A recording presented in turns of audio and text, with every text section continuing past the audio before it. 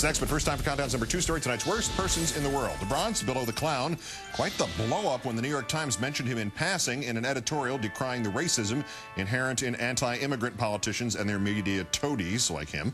Billo insists this is all part of a conspiracy to destroy him on the way towards destroying the Republican Party. If blanket amnesty is passed, the Democratic ranks in places like Colorado, Arizona, Nevada, and Florida will explode, putting our two-party system in jeopardy. And that is exactly, ladies and gentlemen, what the New York Times envisions.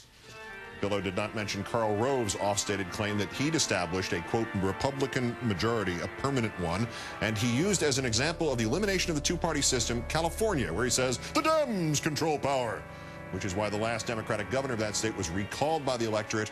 A Republican has been elected in his place twice, and that state passed the heinous Prop 8 2 months ago. Bernard Goldberg enabling Billo. He asked Goldberg about the Times editorial in which he was a sentence afterthought. If you were me and you woke up on a Sunday and read that, how would you have reacted? Goldberg answered, well, I probably would have gotten a baseball bat and gone down to the New York Times with it and found the person who wrote the editorial, but that's me. Well, you said it. That's you. But our winner, Texas Congressman Pete Sessions, pitching to his Republican colleagues for the second time in a week the idea that they should position themselves against the Obama administration as a, quote, insurgency. Bad enough at the start, but it gets worse. Insurgency, Sessions told the editors of the Hotline. We understand perhaps a little bit more because of the Taliban. And that is that they went about systematically understanding how to disrupt and change a person's entire processes.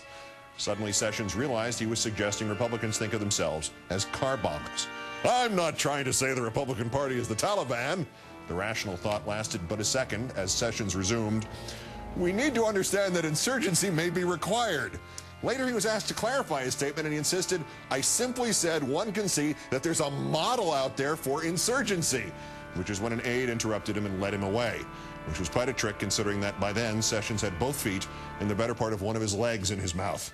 That'd be Mullah Pete Sessions, Congressman parentheses T for Taliban of Texas. Today's worst person in the world.